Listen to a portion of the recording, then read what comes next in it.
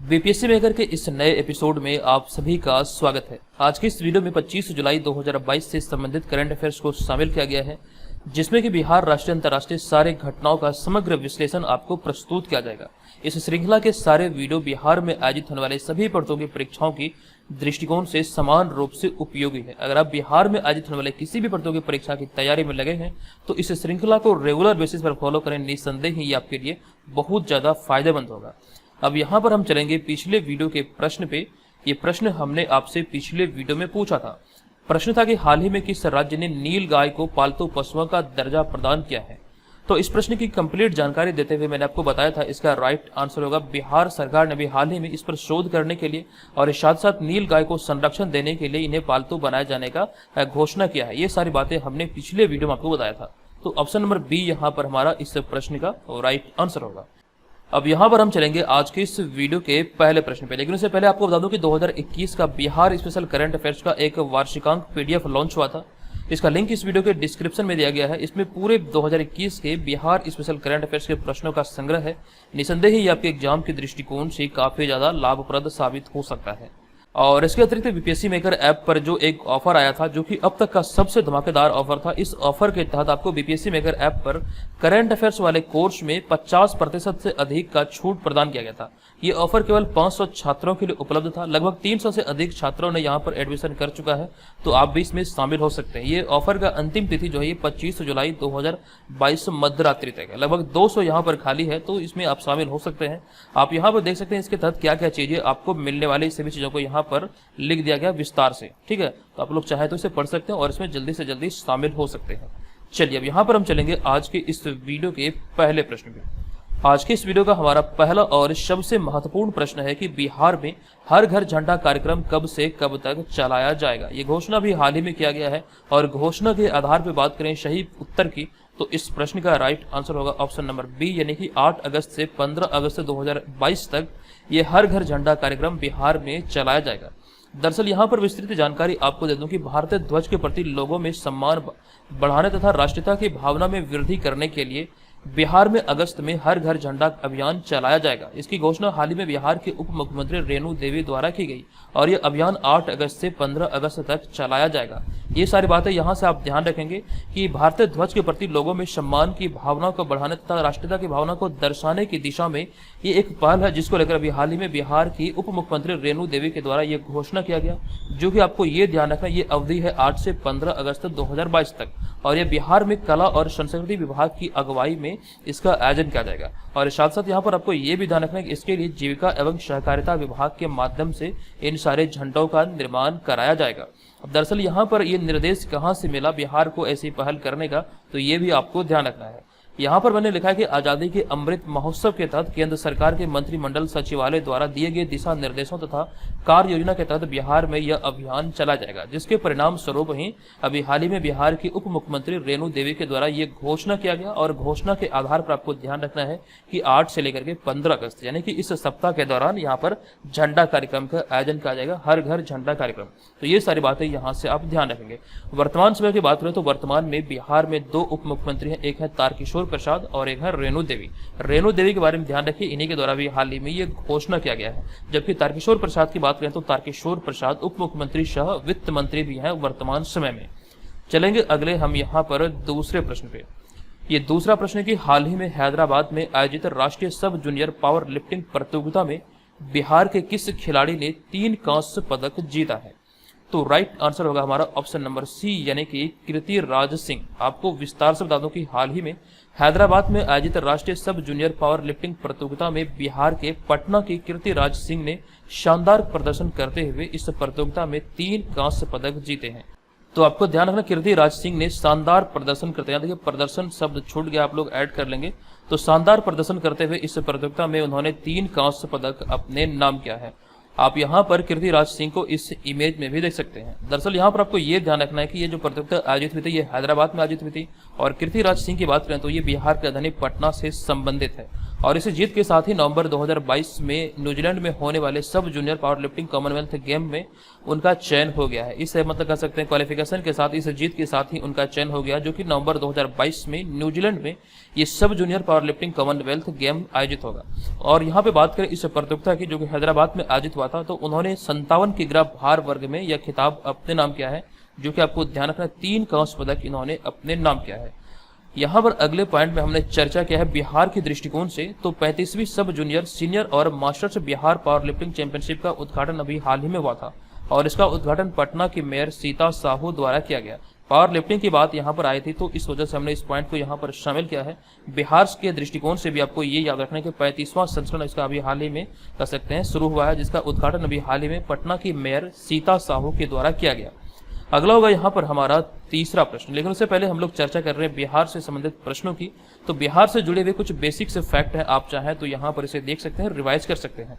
भारत वाले मैप पर ये बिहार की स्थिति है। बिहार की चौहद्दी की बात करें तो उत्तर में नेपाल, दक्षिण में झारखंड, पूर्व में पश्चिम बंगाल तथा पश्चिम में उत्तर प्रदेश है। बिहार की वर्तमान राजधानी की बात करें तो राजधानी है पटना। पटना के बारे में आपसे एग्जाम में प्रश्न पूछे जाते हैं कि पटना नगर की स्थापना किनके द्वारा किया गया, तो उदयन के द्वारा पटना नगर की स्थापना किया गया था। जबकि पटना में एक सैनिक छावनी का निर्माण किया गया था अजात शत्रु के द्वारा, जो कि लिच्छवियों पर आक्रमण करने के लिए अजात शत्रु ने पटना में गंगा नदी के किनारे कह सकते हैं सैनिक छावनी का निर्माण किया था। ये चीजें यहाँ से आपको ध्यान रखना है, कई बार एग्जाम में यहाँ से प्रश्न बने हैं। वर्तमान में बिहार के राज्यपाल की बात करें तो वर्तमान में बिहार के राज्यपाल है फागू चौहान, मुख्यमंत्री है नीतीश कुमार, जो कि बिहार के 22वें मुख्यमंत्री हैं। राजकीय पक्षी की बात करें तो राजकीय पक्षी है गौरैया। अभी हाल ही में 20 मार्च 2022 को विश्व गौरैया दिवस मनाया गया था, जिसका थीम था आई लव स्पैरो।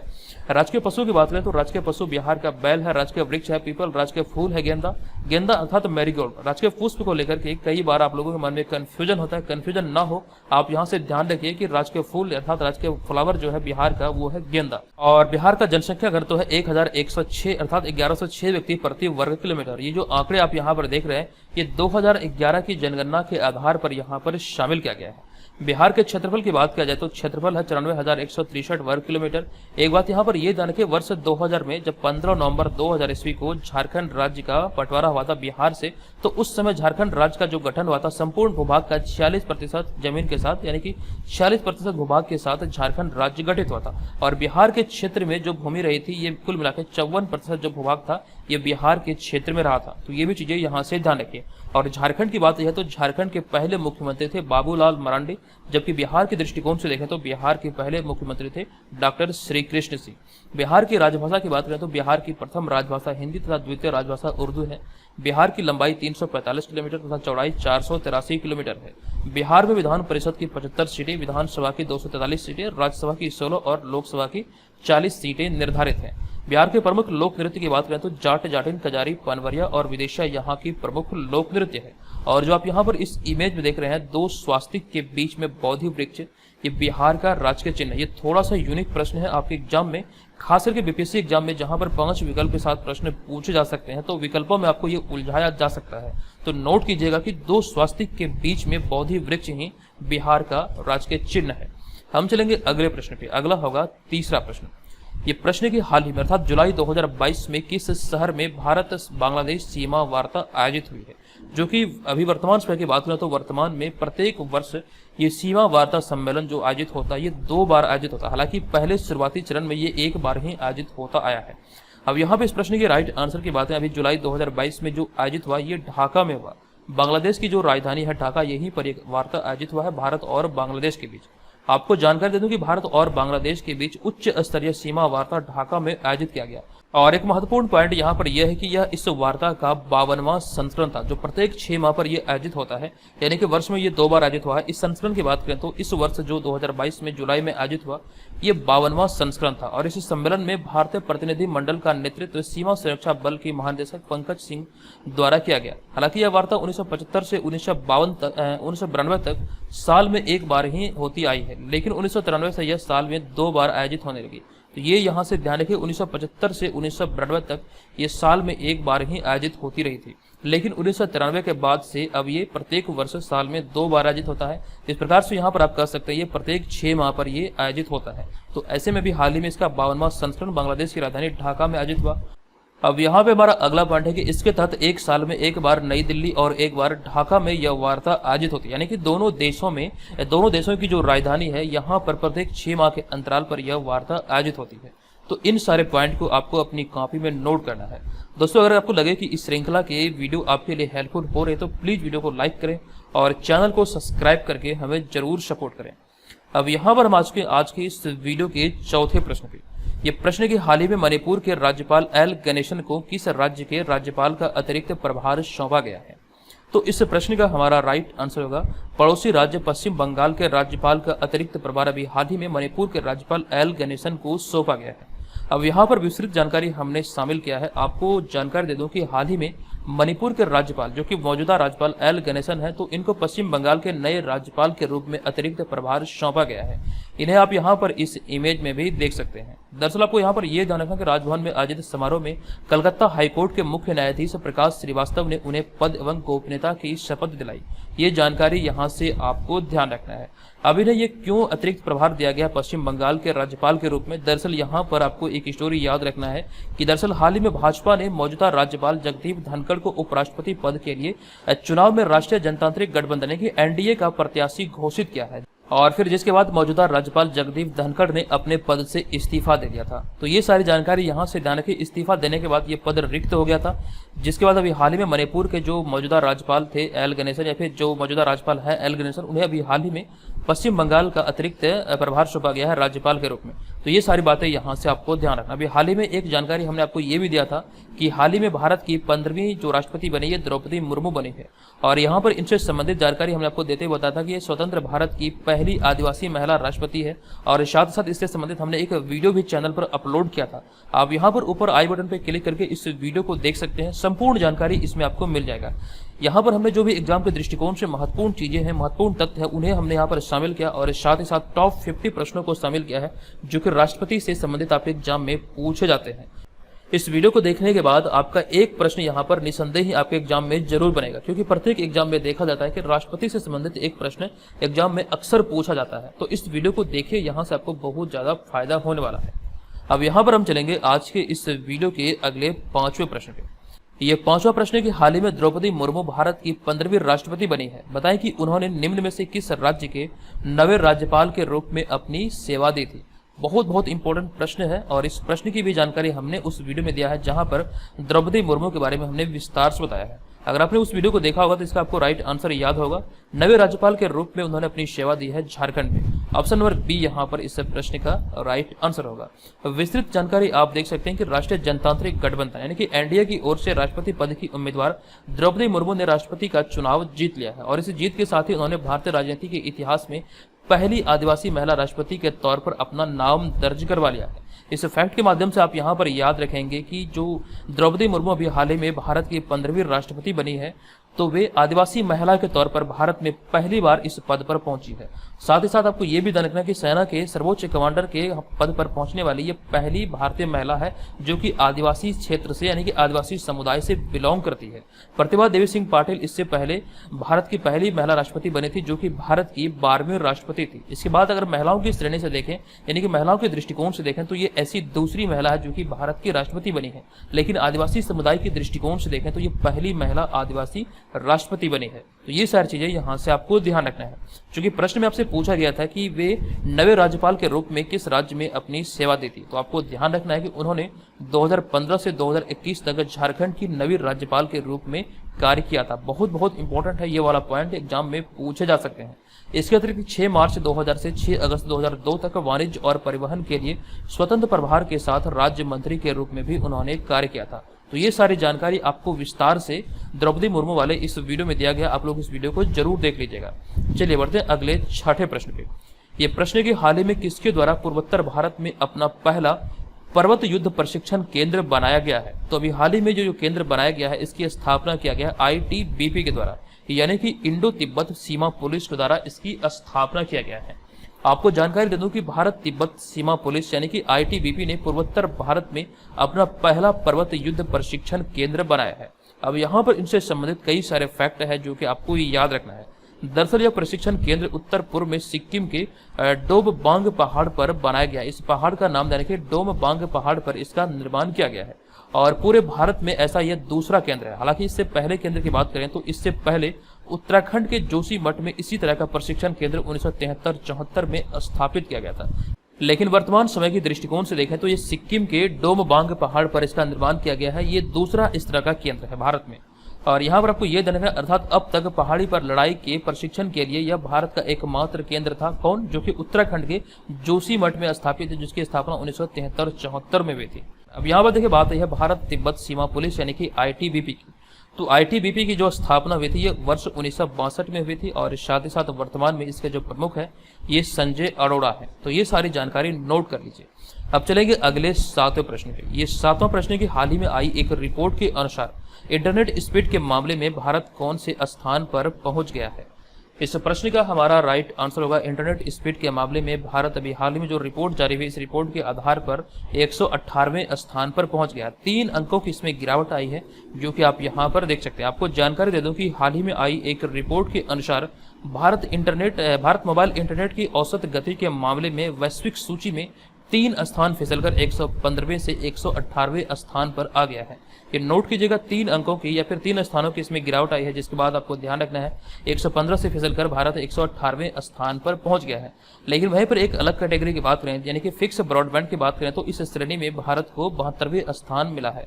आपको यहाँ पर यह जानना है फिक्स ब्रॉडबैंड आखिर होता क्या है। दरअसल फिक्स ब्रॉडबैंड हम लोग उसे कहते हैं जो कि किसी ऑफिस में या फिर घर में भी बहुत सारे लोग लगाते हैं, जो मतलब कर सकते हैं एक किसी कंपनी के द्वारा जो ब्रॉडबैंड जो वायर वाला होता है वो प्रोवाइड किया जाता है, वो फिक्स ब्रॉडबैंड होता है। और इसकी स्पीड की बात करें तो इस मामले में भारत 72वें स्थान पर है। अब यहाँ पे हमारा अगला पॉइंट है कि मोबाइल इंटरनेट की औसत गति में तेजी के मामले में नॉर्वे वैश्विक सूची में प्रथम स्थान पर है तथा दूसरे स्थान पर संयुक्त अरब अमीरात है। यानी कि सबसे तेज गति की बात करें इंटरनेट की, मोबाइल इंटरनेट की, तो इस श्रेणी में नॉर्वे प्रथम स्थान पर है, दूसरे स्थान पर है संयुक्त अरब अमीरात। तथा फिक्स ब्रॉडबैंड की बात करें तो फिक्स ब्रॉडबैंड की गति में चिली शीर्ष स्थान पर आ गया है। अब यहाँ पर बात आती है कि यह रिपोर्ट किसके द्वारा जारी किया गया, तो आपको ध्यान रखना यह रिपोर्ट ओकला के द्वारा भी हाल ही में जारी किया गया। जितनी सारे संबंधित चीजें आप यहाँ पर देख रहे हैं स्क्रीन पर, यह रिपोर्ट ओकला के द्वारा जारी किया गया था, उसी के आधार पर यहाँ पर ये सारी बातें कही गई है। अब यहाँ पर हमारा अगला होगा 8वां प्रश्न। ये प्रश्न के हाल ही में BCCI का आचरण अधिकारी एवं लोकपाल किन्हें नियुक्त किया गया है? इस प्रश्न का हमारा राइट आंसर होगा ऑप्शन नंबर ए यानी कि विनीत सरन। आपको जानकारी दे दूं कि हाल ही में विनीत सरन को भारतीय क्रिकेट बोर्ड का आचरण अधिकारी यानी कि कंडक्ट ऑफिसर और लोकपाल नियुक्त किया गया है। आप यहां पर विनीत सरन को इस इमेज में भी देख सकते हैं। तो ये आपको ध्यान रखना, विनीत सरन अभी हाल ही में इस पद पर नियुक्त हुए हैं। आपको जानकारी दे दूं कि विनीत सरन उच्चतम न्यायालय के पूर्व न्यायाधीश रह चुके हैं, साथ ही साथ वे उड़ीसा उच्च न्यायालय के पूर्व मुख्य न्यायाधीश भी रह चुके हैं। और अभी आपको जानकारी हमने दिया कि ये अभी हाल ही में BCCI के आचरण अधिकारी और लोकपाल के पद पर नियुक्त हुए हैं। तो ये जानकारी यहाँ से ध्यान रखिए। अब ऑप्शन नंबर बी में हमने लिखा है सुमन बेरी। सुमन बेरी की बात करें तो सुमन बेरी नीति आयोग के उपाध्यक्ष अभी हाल ही में नियुक्त हुए। जबकि हम बात करें श्रीधर पात्रा की तो नाल्को के निदेशक पद पर अभी हाल ही में नियुक्त हुए और साथ साथ रंजीत रथ को ऑयल इंडिया लिमिटेड का निदेशक नियुक्त किया गया है। तो ये सारी जानकारी नोट कर लीजिएगा। नीति आयोग की बात है तो यहाँ पर कुछ फैक्ट मैं आपको बताने वाला हूँ, आप लोग ध्यानपूर्वक सुनिए। नीति आयोग की जो स्थापना हुई थी ये 1 जनवरी 2015 को हुई थी और ये सरकार के थिंक टैंक नीति के रूप में कार्य करता है। आपको जानकारी यहाँ पर यह दे दूं कि नीति आयोग की जो स्थापना हुई थी ये 1950 में गठित योजना आयोग के स्थान पर किया गया था प्रधानमंत्री नरेंद्र मोदी के द्वारा।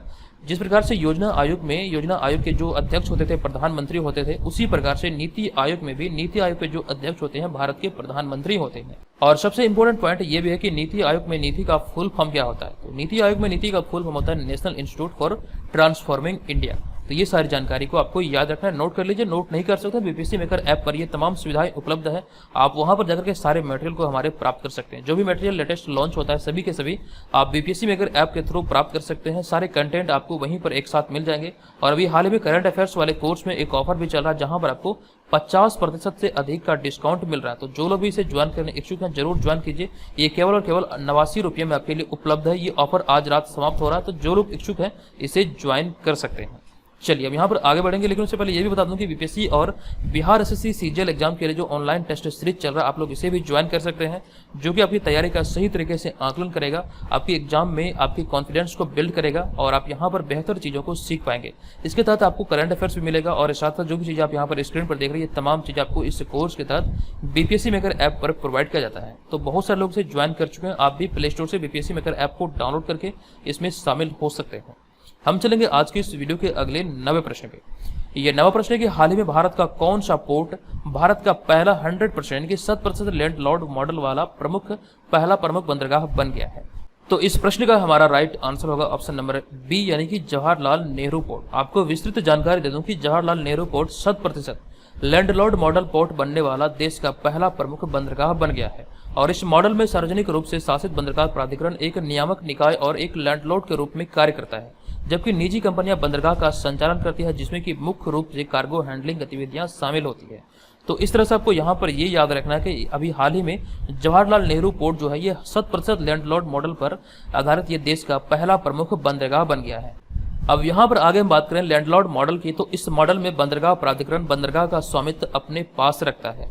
अब यहाँ पे बात करें जवाहरलाल नेहरू पोर्ट की, तो यह देश के अग्रणी कंटेनर बंदरगाह में से एक है तथा शीर्ष 100 वैश्विक बंदरगाहों की सूची में 26वें स्थान पर आता है। नवीनतम आंकड़ों के आधार पर यह 26वें स्थान पर आता है जवाहरलाल नेहरू पोर्ट।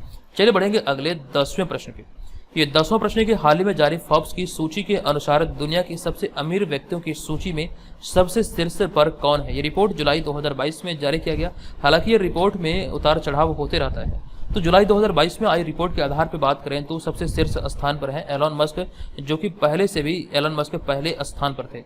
आपको जानकर दे दूं कि अभी हाल ही में जारी फोर्ब्स सूची के अनुसार 230 मिलियन डॉलर की कुल संपत्ति के साथ दुनिया के सबसे अमीर व्यक्ति एलन मस्क शीर्ष स्थान पर बरकरार हैं और उसके बाद अमेजन के प्रमुख जेफ बेजोस 171 बिलियन डॉलर के साथ दूसरे स्थान पर हैं।